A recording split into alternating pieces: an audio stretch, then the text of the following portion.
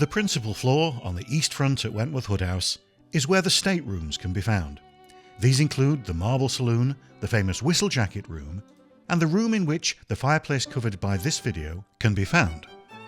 All of these very grand rooms were built for entertaining on a lavish scale. Hundreds and sometimes thousands of guests at a time were entertained here, and the suite of 7 rooms is connected by an enfilade of doorways, each revealing one of the beautiful stateroom interiors. One of the smaller staterooms is the Statuary room. The second Marquess of Rockingham had always hoped to have a sculpture gallery built at Wentworth Woodhouse, but his plan was never realised. Instead, this room was used to exhibit a selection of his extensive collection of fine sculptures, as we see in this 1920s photograph. The statues and busts have long since been dispersed, although when Lady Mabel College of Physical Education used this as a lecture room from the 1950s, some of the busts were still sitting on the tops of these columns. Now, though, the room is completely empty of its collections, although the beautiful columns made of scagliola rather than marble are still in position. And on the wall between this room and the state dining room next door is one of the most beautiful and delicate fireplaces here at Wentworth Woodhouse. Most of the stateroom fireplaces are as monumental as the rooms they sit in. We're featuring some of these larger pieces in this series of videos, but the fireplace in the Statuary room is on a much smaller scale. It was designed by the famous architect John Carr of York. John Carr designed quite a lot for Wentworth Woodhouse, including the enormous stables and the main staircase that leads up to the staterooms. Made in 1783, the final cost of the fireplace was £75. That's roughly £9,500 today. The original design was enhanced by these 2 beautiful urns on either side of the fireplace at an additional cost of £12. White statuary marble was used throughout, highlighting the incredible delicate detail of all the designs within the fireplace. Below the mantel shelf, we have a wonderful collection of different types of carving, including egg and dart detailing, with each of the eggs being individually applied. Beneath this, a guilloche design inset with anthemion runs the entire width of the fireplace. The 2 urns that were added to the original design are also rich in classical detailing, including a wreath with ribbons, and below this, a scrolling design which is repeated in the design of the scagliola floor in this room.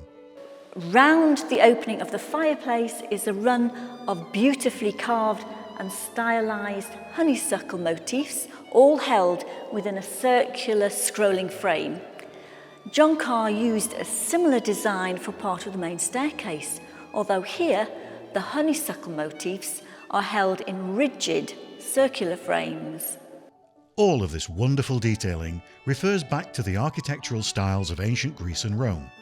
In fact, the whole east front of Wentworth Woodhouse is inspired by the classical buildings of these times. In Greek mythology, the honeysuckle flower was often associated with wine, love, and celebration. So it's no surprise that it was used as a decorative motif in rooms that were used for entertaining.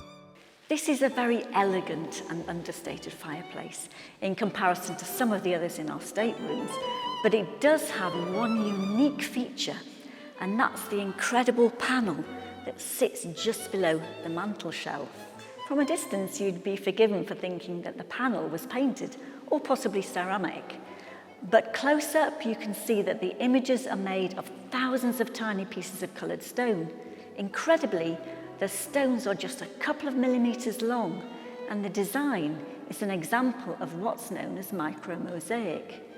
The ancient Romans employed this technique in their interior decorations, but it was also hugely popular during Victorian and Georgian times. It's the only panel of its kind here at the house.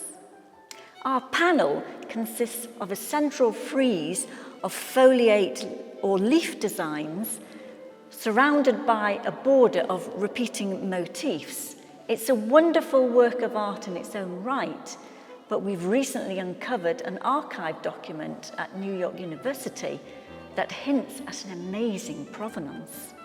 The document records the arrival of a micromosaic panel that originated from the Emperor Hadrian's villa at Tivoli. We don't know if the panel in the fireplace is the one referred to in the document, but there are very similar micromosaic borders on display in museums across Europe, and their provenance is certain. So it's a possibility at least. For now, we just don't know whether this beautiful panel was once part of an imperial residence from ancient Rome. It could easily be an 18th century recreation designed to appeal to wealthy young aristocrats on their grand tour of Europe.